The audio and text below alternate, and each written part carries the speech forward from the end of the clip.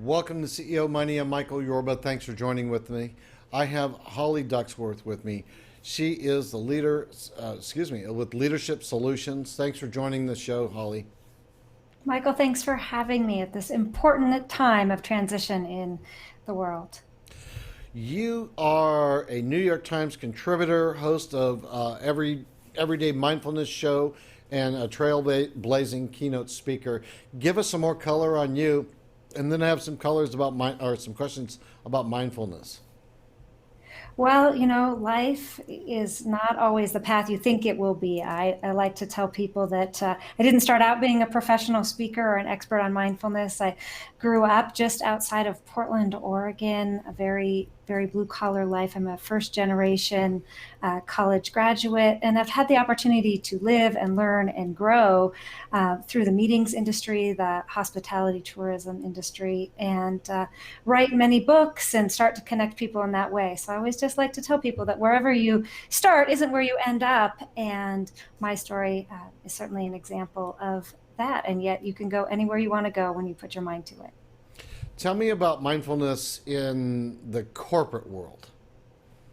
So, Michael, my focus is mindfulness, or what I call applied mindfulness for CEOs and executives. And so first we kind of have to back up and go, well, what is mindfulness? And I think a lot of executive leaders are hearing this buzzword, maybe thinking it's a fad.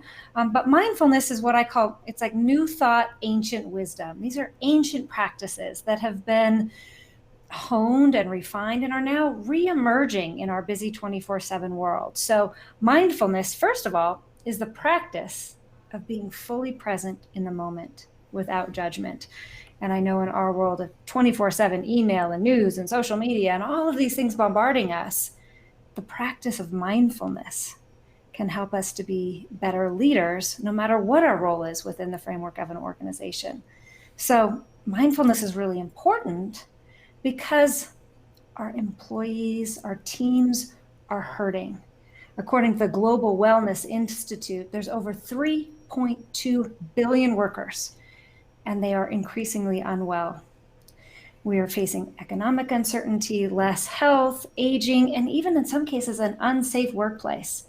And mindfulness and the applied mindfulness practices that I teach can invite people to be more fully present, healthy, happy, and more productive at work, no matter what they do.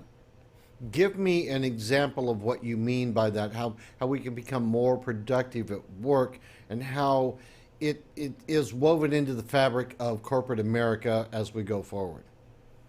So in my book, one of the opening stanzas is, we live in a world of bigger, better, faster, and more.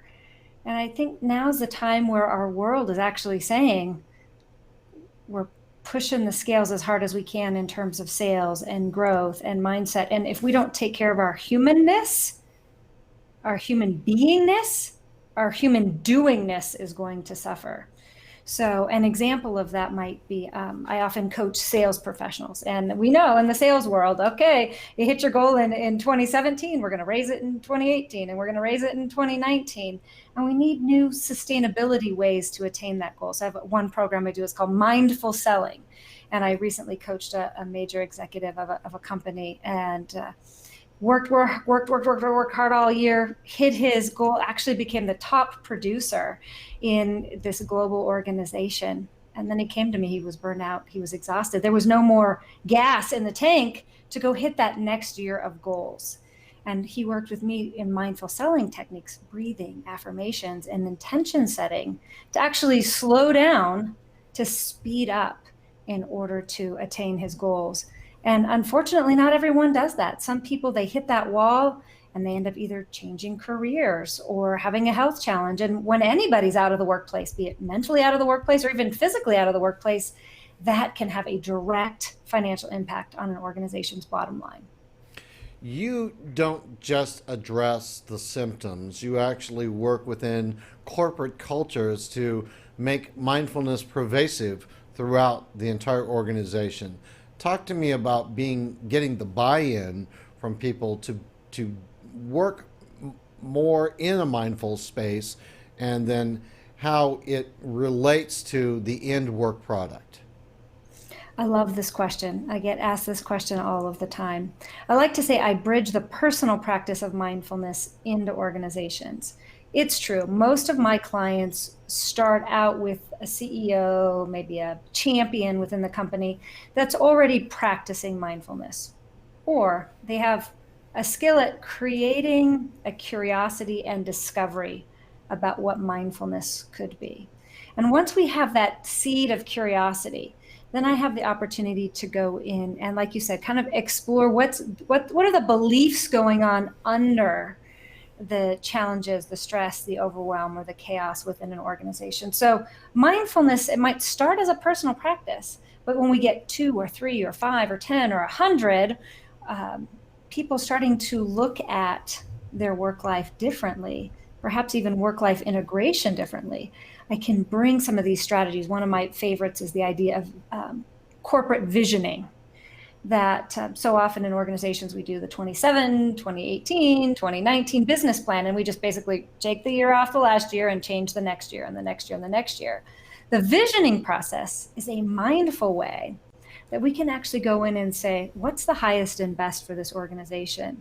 And with mindfulness, meditation, breathing, creativity techniques, we can actually revolutionize a company's culture, refresh their business plan, get people excited again, and start thinking about, what does our business look like? What's it feel like? What's it sound like? Because we live in a feeling universe.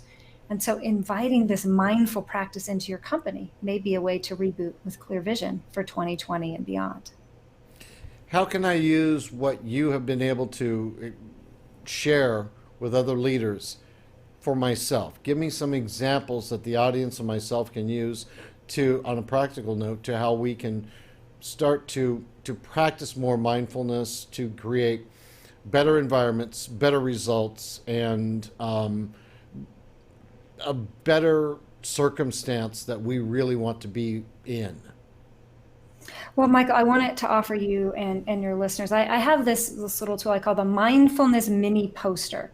And on it's just an 8.5 by 11 little piece of paper that has 7 practices to be a mindful leader. And I'll just share a couple of them here on the show. Which the first one is really that idea of intention setting.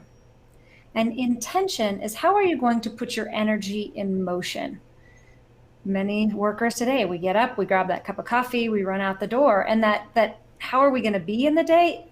We don't even have time to think about it. We're going to be stressed, we're going to be overwhelmed, and then the next day we're going to do it again and again and again.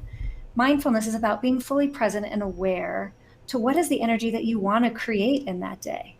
And maybe invite some new words into your life. Maybe today I just want to be happy or grateful or joyful.